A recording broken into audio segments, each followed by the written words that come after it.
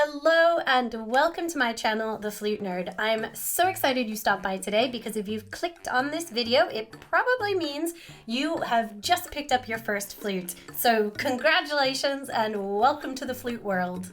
Today I'm going to show you a few tips on how to make your very first sound. So let's jump in.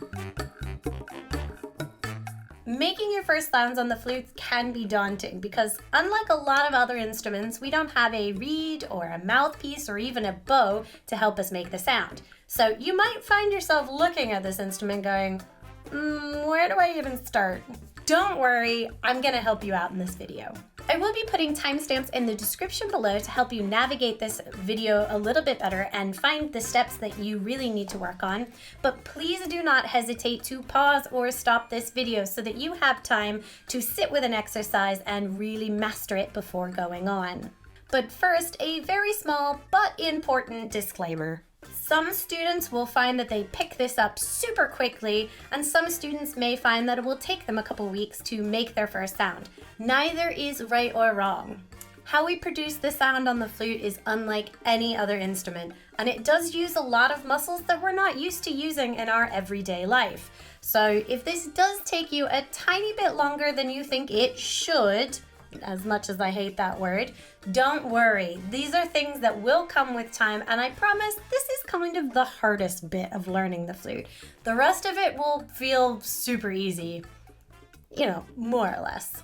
So step one to making your first sound on the flute is to find the right shape of the embouchure. So the embouchure is the fancy word for the shape of the mouth. Let's start without the flute. So you're going to want to take your finger and hold it horizontally at the bottom of your lip. You want your lips to kind of just sit on it in a very natural position. To help you get the right embouchure shape, you're going to want to try to pout just a tiny bit so that all of your bottom lip touches your finger. You'll probably want to try this exercise in front of a mirror to make sure that you have this correct shape. What we're looking for here is a really natural shape, just allowing the lips to rest on the bed of the finger. We do not want to let the lips tuck under the teeth. We do not want to let them smile too much so that we're pulling the lips tight. And we don't want to pout too much in a duck face. Otherwise, we're just sitting there quite naturally. Notice that the corners of my mouth are nice and relaxed. If anything, you want to be on the edge of frowny. We don't want to pull too much. I've got a very good frown face, very good fishy face here. But you can see that when I do it this much, I'm still stretching my lips. We do not want to be stretching our lips. We just want them nice and relaxed. But a tiny bit of a pout will help us get that entire bottom lip on our finger. Now we want to imagine that we're saying the word poo with this natural position. It doesn't matter how old I get, that's still funny. We're going to start with our lips closed for this exercise and just allow the air that comes through that sound to part the lips. Poo. Try this exercise in front of a mirror because you'll want to make sure that you're making the right shape. Sometimes we can say the word poo with a bit more of a pursed lip. Poo. Which is what we're trying to avoid. We want to stay nice and relaxed. Start with the mouth closed and just allow the lips to part as the air goes through. Poo. Poo. While you're practicing in front of the mirror, try to notice how wide the opening is. Does it go quite far across your mouth or does it stay nice and round in the center? Poo, poo, poo, poo. We're trying to keep that really round aperture shape in the middle of our mouth. Aperture is just another fancy word for the shape of the hole in our mouth. Other ways to think about it is you can imagine that you're spitting out a single grain of rice. If we allow the lips to open too much across the lips, that rice would just fall out, right? So we were trying to send the piece of rice across the room. You can actually try this with a piece of rice if you desire and don't mind cleaning up afterwards.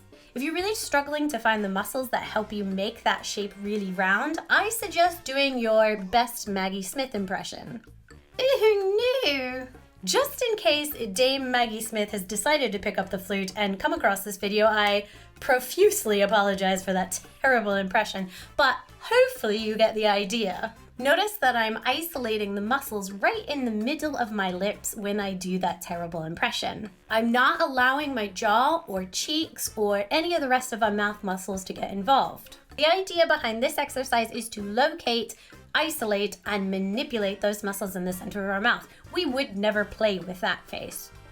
The more we can work with and develop these muscles, the more we'll be able to keep that aperture small but round, and that will help clean up this sound. Once you get a round or roundish shape of the aperture of your lips, I want you to try making that face with the excellent embouchure that we've worked on and try to blow at the palm of your hand.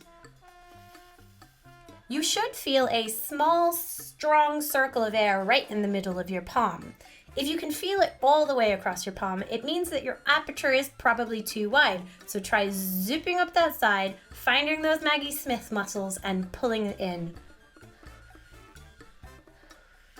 If you can feel the air on most of your palm, it probably means that your aperture is just too big. So try reducing that shape down.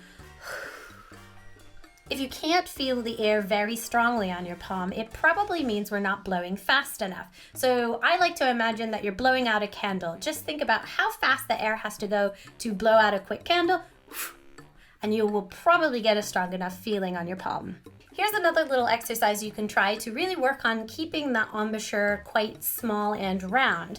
Take a small piece of crumpled up paper, quite small because you don't want it to weigh very much, and stick it on a flat surface like a book or a notebook in front of you, just slightly down. Using your excellent embouchure shape, you're going to try to just blow the piece of paper right off the surface. If you've mastered that and want to add a little bit more difficulty, add 2 pieces of paper on either side of this one and see if you can isolate just the center one. This will really focus on making sure that our embouchure is not too wide. So now for step 2, we have to learn how to manipulate the direction of that airstream. So for this step, we're going to go back to blowing on your palm. I want you to hold your hand in front of your face so that the palm is directly in front of us. And when we blow our stream of air, we're going to be blowing directly into the middle of the palm. Again, try to find that really strong circle of air right in the middle. Once you find this, I want you to try to move that column of air up towards the top of your fingers and then down to the crook of your elbow, but without moving your head. It's very easy to go, but that's not really going to help anyone. So if you have trouble figuring out how to change the air direction to go up or down, the best way I like to think of is imagine a butterfly landed on your nose. How would you blow it off if your hands were occupied? And what if it landed on your chin? So in order to make my air go up towards my nose, I let my bottom lip come out and my jaw forward. And in order to blow towards my chin, I tucked my jaw back and allowed my bottom lip to come under my top lip. Now, those are extreme examples. We are obviously not going to be blowing at our chin or our nose for this exercise, but the same concepts apply. So as you blow into the center of your palm, just allow your bottom lip to come forward a bit, trying to retain the roundness of your aperture so that you can still feel only a small circle of air going up. And the same thing for the way down. You're just going to try to allow the jaw to come back and let the bottom lip tuck under the top lip. All while maintaining that round aperture. Now that you've got the right shape of the embouchure and can move the airstream, let's go to using the head joint of the flute. The flute is made up of 3 different pieces. We have the head joint, the body joint, and the foot joint. It's like a really shiny, tiny little person. But for today, we're going to start with just the head joint. Taking the head joint, making sure that the open end is pointed towards your right, we're going to place the lip plate, which is this part of the head joint, right where we placed our fingers. So right at the bottom of the lip. The bottom lip is all on that lip plate. We'll want to place the center of the embouchure hole on the flute at the center of your aperture. Now, for most of you, that will be right in the center of your lips, but there are lots of people who play to one side or the other, and that's where their air comes out. That's absolutely fine if that's the case. You just have to make sure that the center of your airstream is headed towards the center of the embouchure hole. Your bottom lip should cover just a tiny bit of the embouchure hole on the flute, but mostly it should be pointing up towards the ceiling. The rule of thumb is that you only want to cover just about 1/3 of the hole with your lip. You should be able to feel the very edge of the embouchure hole on the bottom of your lip. Now, with your excellent embouchure shape from step 1, we're going to try blowing air with that poo face. The air should be pointing ever so slightly down. Notice that I'm trying to keep the corners of my mouth as relaxed as possible and definitely am not pulling them back into a smile. Rather, I'm just trying to focus on using those Maggie Smith muscles to get a nice round aperture. Did you manage to get a sound? If so, awesome, really well done. And if not, that's totally fine. Just keep trying and maybe have a look at a mirror to make sure that you've got the correct embouchure shape. Is the head joint in the right place on your lip, or is it maybe too high or too low? Is too much or too little of the embouchure hole covered? If you notice any of those things, just adjust and try again. You've got this. Just keep playing around with things until you find something that works, but try to remember that we need to keep the lips flexible. So we do not want to be pulling them tight in a smile or really deep frown or tucking them under our teeth. So don't allow yourself to get away with any of those bad embouchure shapes. Now for step 4, we're going to practice making some different sounds. With that really excellent embouchure shape, we're now going to try to push the bottom lip out just a tiny bit so that our air moves from moving just slightly downward to moving slightly upwards. And we're going to try to speed up the air to make it even faster. We should be able to get a higher note out. The air almost always has to go faster than you think it does, so don't be afraid of going too far and just really wailing. You might be surprised. You can even get a higher note if you get it fast enough. If you struggle to get the air moving really fast, make sure you focus much further down in your stomach area and imagine somebody is kicking the wind out of you. You can make 2 other sounds by completely covering the open end of the head joint and again blowing slightly down and slow air and fast air slightly further up. So now you have 4 different sounds that you can play with: open, low, high, and closed, low, high. If you get a bit bored of those sounds, you can also use your finger going into the open end and change the pitch. Now for step 5, we're going to add a bit of tonguing. We use our tongue to help start the sound with a little bit more of a crisper start. For this exercise, choose your favorite of any of the sounds that we can now make, and I want you to start it by using a breath articulation. This is the same as saying ha, ha.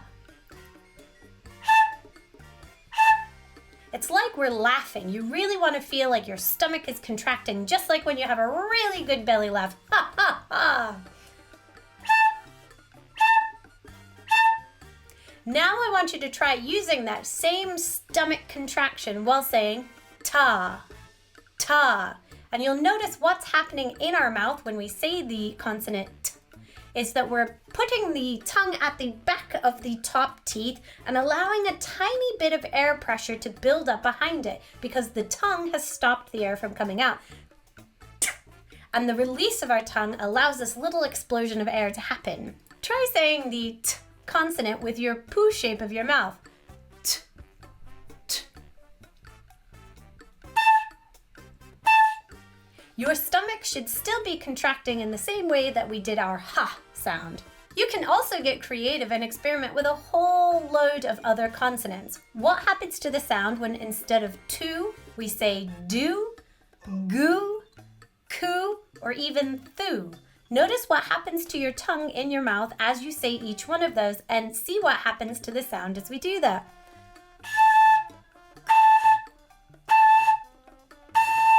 This just gives you a slightly different quality to the sound, and they are things that we may use in the future. So practicing them now isn't such a bad idea. But they also allow you to experiment with sound and have a bit more fun on just the head joint.